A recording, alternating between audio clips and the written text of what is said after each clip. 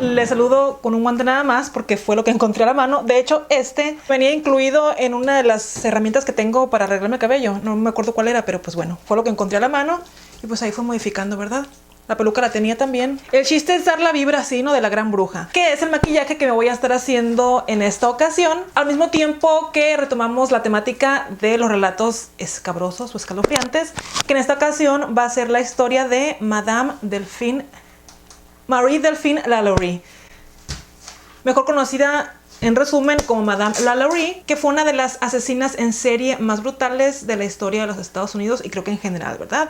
Bueno, vamos a conocer un poquito más al respecto de ella en este video, en el que, como les digo, me quise hacer también el maquillaje de la clásica Gran Bruja, o mejor dicho, de la versión original de la película de Las Brujas. Las Brujas, porque en español yo la vi Las Brujas, de hecho la he visto últimamente en inglés, no se me hace tan entretenida como con el doblaje al español, y qué raro, ¿no? Ahorita ya no me gusta ver las películas dobladas, prefiero estar leyendo subtítulos, pero pues en ese entonces la mayoría de las personas de mi generación crecimos con La Bruja en español. Y de hecho estaba viendo los diálogos que tiene en español y se me hacen muchísimo más interesantes y más ofensivos, de una manera graciosa. Hay muchas personas a las que este personaje de la Gran Bruja les daba miedo, pero a mí la verdad me parecía fascinante. Siempre así como que me imponía mucho la personalidad de Anjelica Huston. Pero bueno, ya sin más introducción entonces, gusanos infernales, les dejo entonces con la terrorífica historia de Madame Marie Delphine Lalaurie.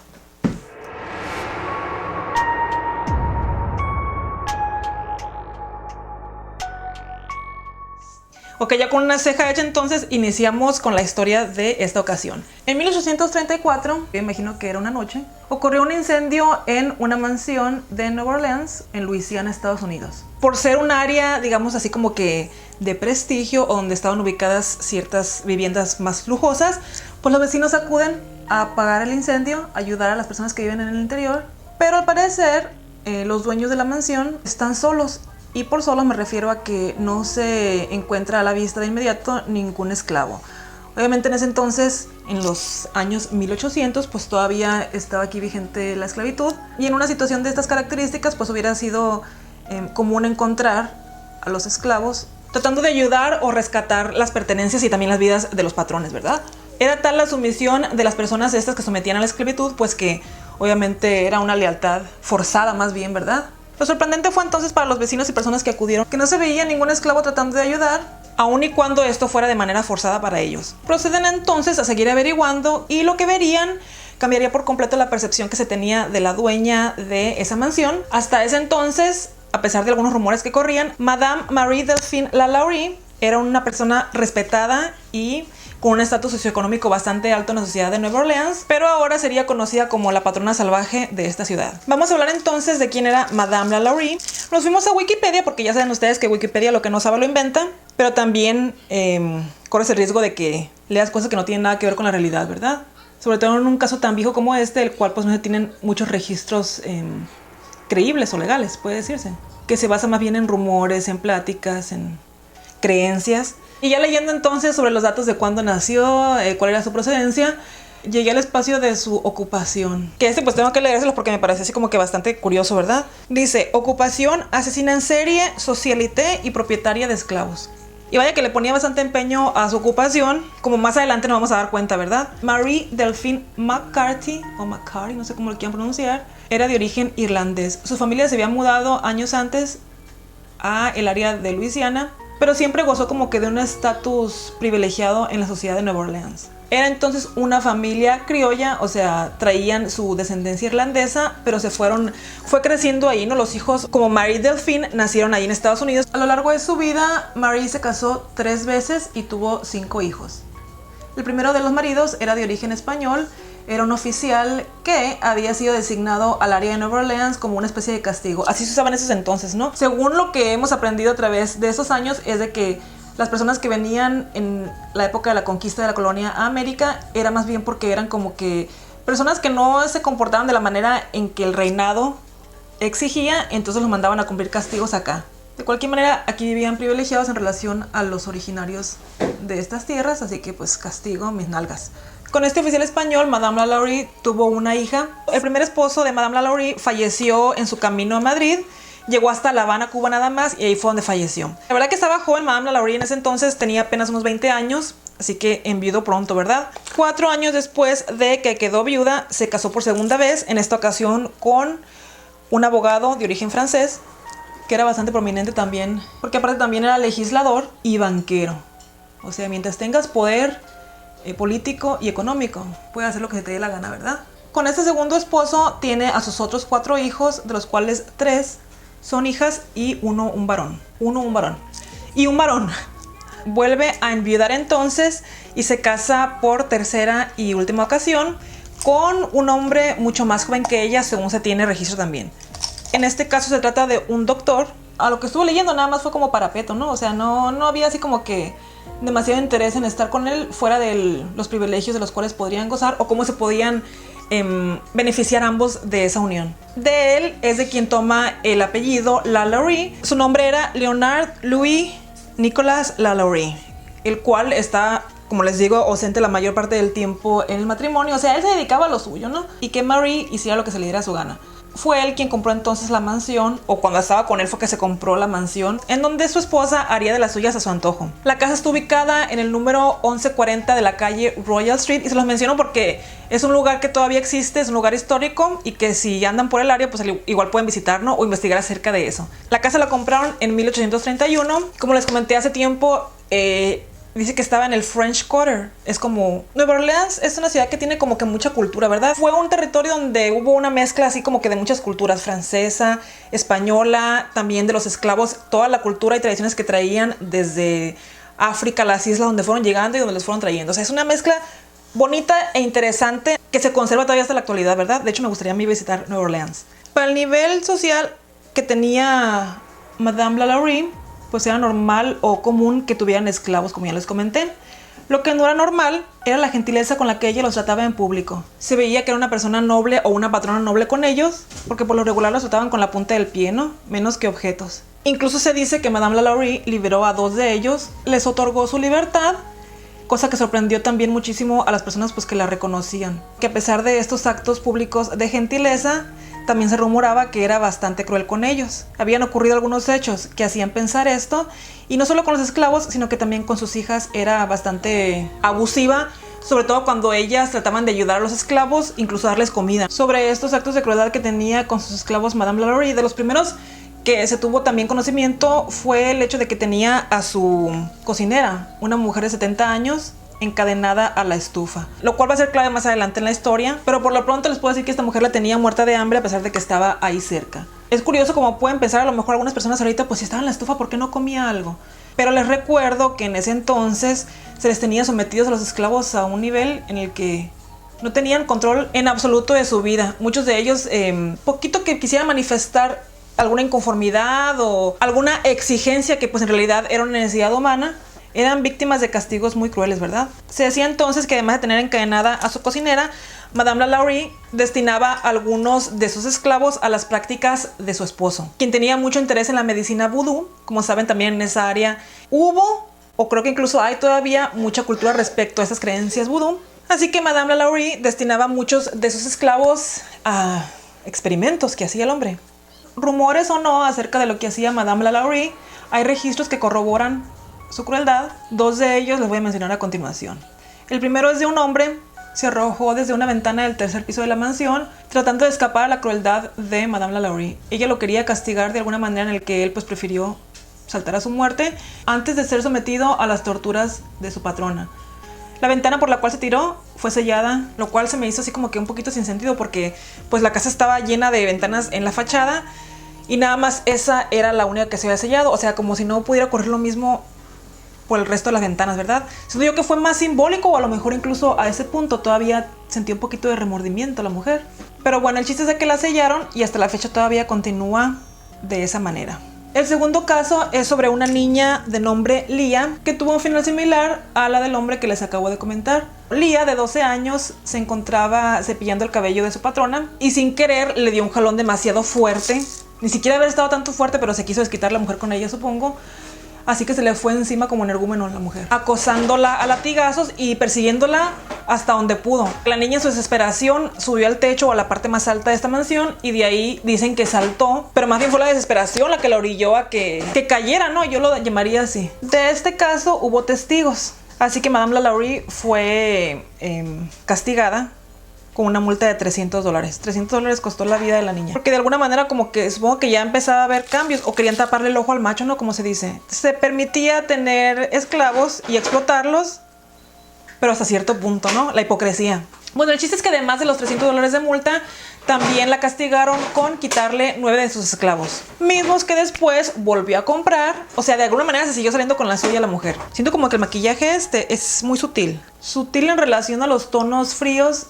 No es demasiado dramático, pero se alcanzan a notar todavía las tonalidades ahumadas, moradas. Me estoy apoyando en los tonos, miren, morados, grisáceos, incluso en algunos de los neutrales, para difuminarlos. Es de la paleta Metal Matte de Kat Von D. Ya tiene muchísimos años esta paleta. A este punto, Madame Lalaurie ya tenía fama de sádica, así que cuando ocurrió el incendio, las personas que no se sorprendieron de no encontrar ningún esclavo se imaginaron que a lo mejor habían huido, pero en realidad nada los había preparado para lo que encontrarían a continuación. Buscando entonces en la vivienda, llegan al ático, en donde encontrarían a los esclavos, los cuales habían sido sometidos a los más despreciables actos de tortura. A grandes rasgos les voy a explicar de inicio qué fue lo que encontraron, ¿no? La imagen visual de lo que vieron las personas que entraron a la mansión. Según cuentan los testigos, eran aproximadamente unos 7 esclavos que habían sido golpeados y lastimados a través de cada centímetro de su cuerpo. Algunos tenían los ojos sacados de sus órbitas, la mayoría tenía la piel desgarrada, incluso también había quienes tenían la boca sellada, o sea, se las habían cocido, pero antes se las habían llenado de excremento. En ese lugar fue entonces donde le dio rienda suelta a su imaginación, tremenda sádica, ¿verdad? En fin, no había nadie que la detuviera, pero espérense porque eso no es todo lo que encontraron ahí. El relato perturbador de uno de los testigos aseguraba que había una mujer a la cual le habían quebrado las extremidades y reacomodado de manera que asemejaba a un cangrejo. O sea, me lo quiero imaginar. O sea, con el puro torso yo creo en el suelo y las extremidades volteadas. Ay, no sé. Otra pobre mujer estaba envuelta en intestinos.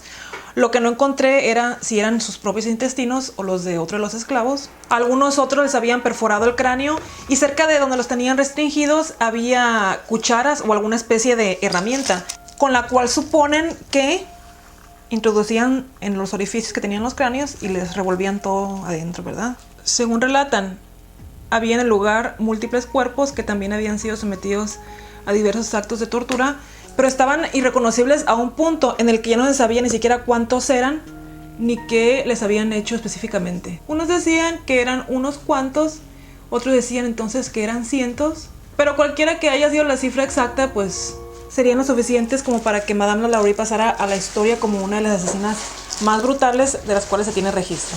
Comentan que una vez que sacaron a los esclavos, se abalanzaron contra la vivienda a buscar a Madame Lalaurie para hacer justicia, ¿no? Y como no la encontraron por ningún lado, procedieron a destruir toda la mansión, a tal grado en el que solo quedaron las paredes exteriores, o digamos como que el cascarón de la mansión fue lo único que quedó. Después de que destruyeron todo su interior, las cortinas fueron arrancadas, los muebles fueron destruidos, pero hay otros que lo cuentan de una manera un poquito diferente. Según dicen la familia Lalaurie, las hijas se negaban a entregar las llaves de la mansión para que entraran a rescatar lo que podían, cuando todavía no descubrían esto de los esclavos, ¿no?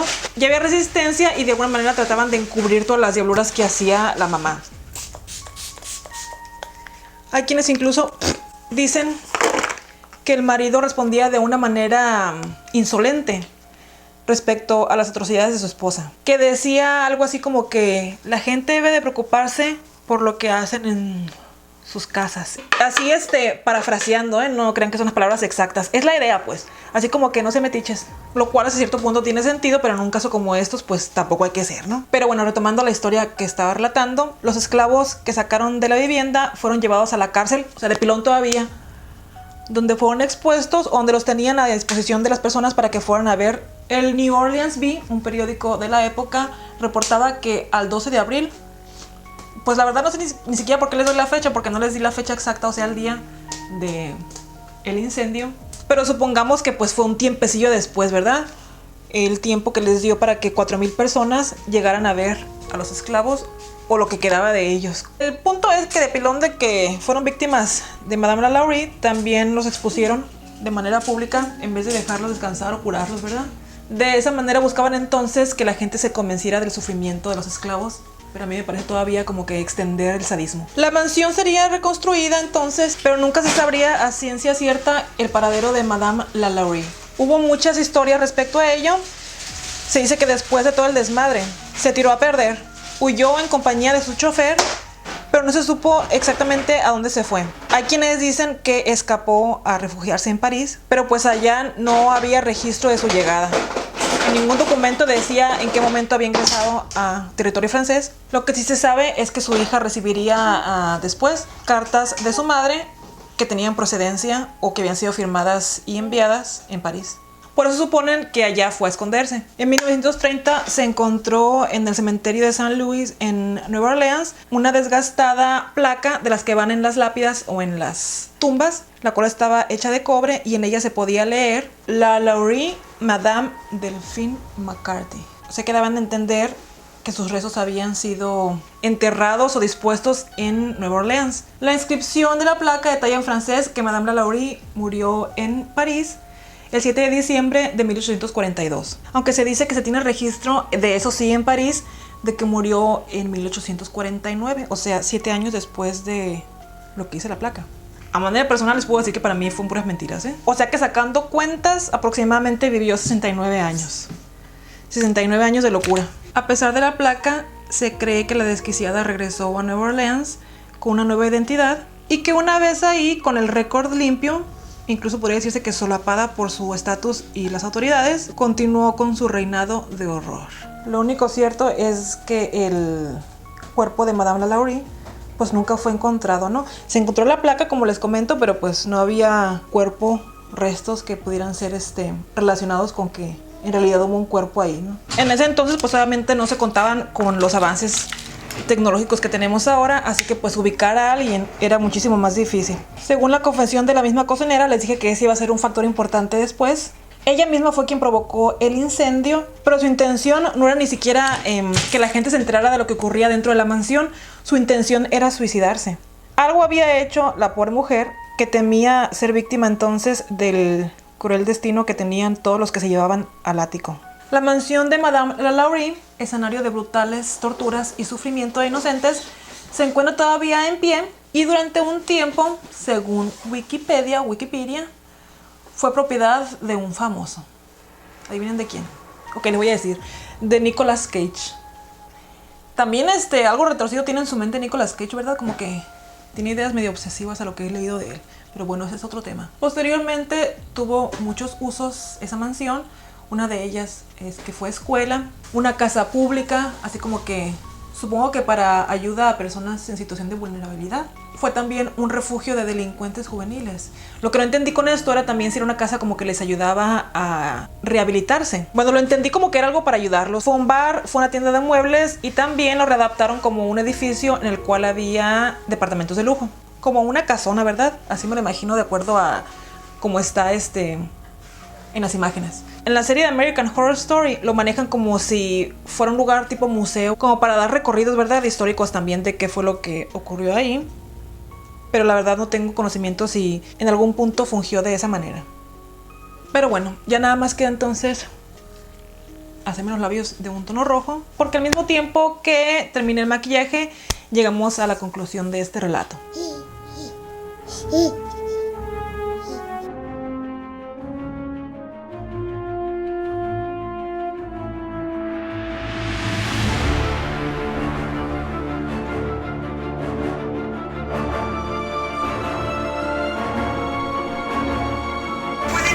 Los zapatos.